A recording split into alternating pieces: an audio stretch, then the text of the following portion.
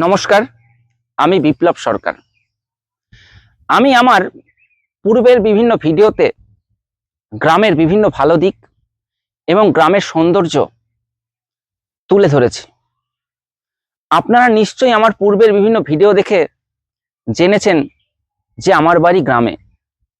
আমার চোখে গ্রাম অপূর্ব সুন্দর, কিন্তু চাঁদের গায়ে চাঁদ সুন্দর হওয়া সত্ত্বেও চাঁদের গায়ে যেমন কলঙ্ক থাকে, ঠিক একই রকম ভাবে গ্রামের এই অপরূপ সৌন্দর্যের মাঝে গ্রামেও কিন্তু একটি কলঙ্ক রয়েছে।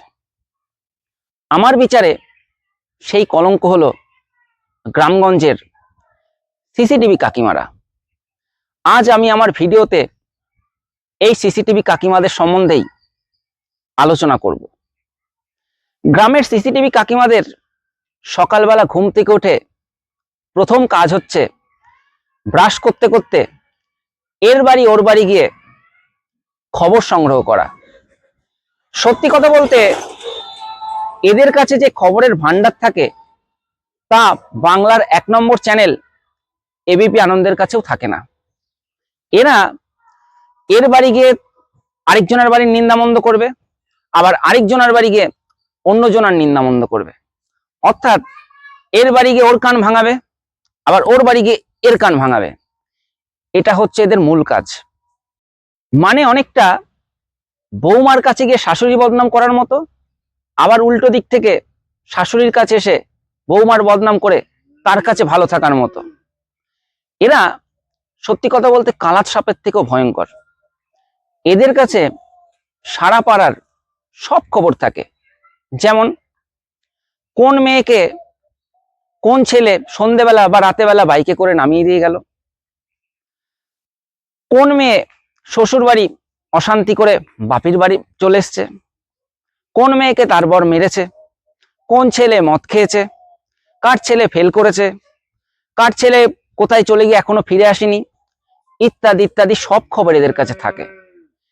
এদের খবরের পরিধি এতটা বিস্তৃত যে অনেক সময় এদের পাশের পাড়ার খবরও থাকে। আরো আশ্চর্যের বিষয় হলো, তার পাড়ার কোনো মেয়ের ধরা যাক 200 কিলোমিটার দূরে বিয়ে হয়েছে, সেই 200 কিলোমিটার দূরে সেই শ্বশুর বাড়িতে কি কি ঘটনা ঘটছে, আশ্চর্যের বিষয় সেই খবর অনেক ক্ষেত্রে তাদের কাছে থাকে। তাদের খবরের সোর্সটা একবার ভাবুন। এরকম সোর্স হয়তো ভারতবর্ষের প্রথম সারির চ্যানেলগুলোর কাছেও থাকে না।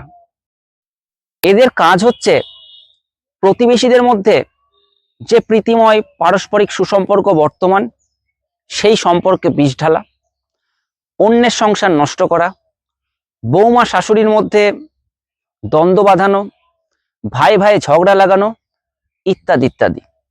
সত্যি কথা বলতে এরা যে ব্যক্তিগত জীবনে বা পারিবারিক জীবনে সুখী তাও কিন্তু না।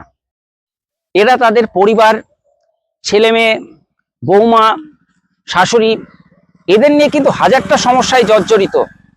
তবুও এত সমস্যা থাকা সত্ত্বেও বিনা পারিশ্রমিকে কি সুন্দরভাবে তারা তাদের এই সিসিটিভি কাকিমার ভূমিকাটা নিখুঁতভাবে পালন করে যান।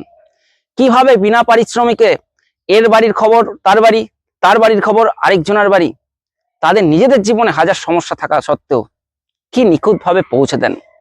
এক্ষেত্রে এদের কোনো ক্লান্তি নেই, বরং তীব্র এনার্জি নিয়ে এই কাজটি তারা করে থাকেন। এদের নিজের ছেলে মেয়ে উচ্ছন্নে যাক তাতে এদের কোনো দুঃখ নেই, কিন্তু অন্যের ছেলে মেয়ে উচ্ছন্ন গেলে এরা তীব্র পৈশাচিক আনন্দ পায়।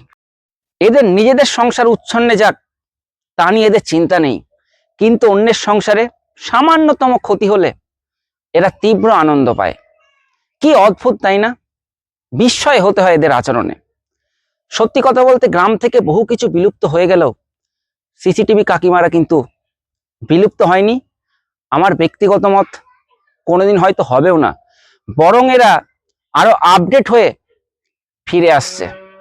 যাই হোক, আজ এই পর্যন্তই। সকলে ভালো থাকবেন। ধন্যবাদ। নমস্কার।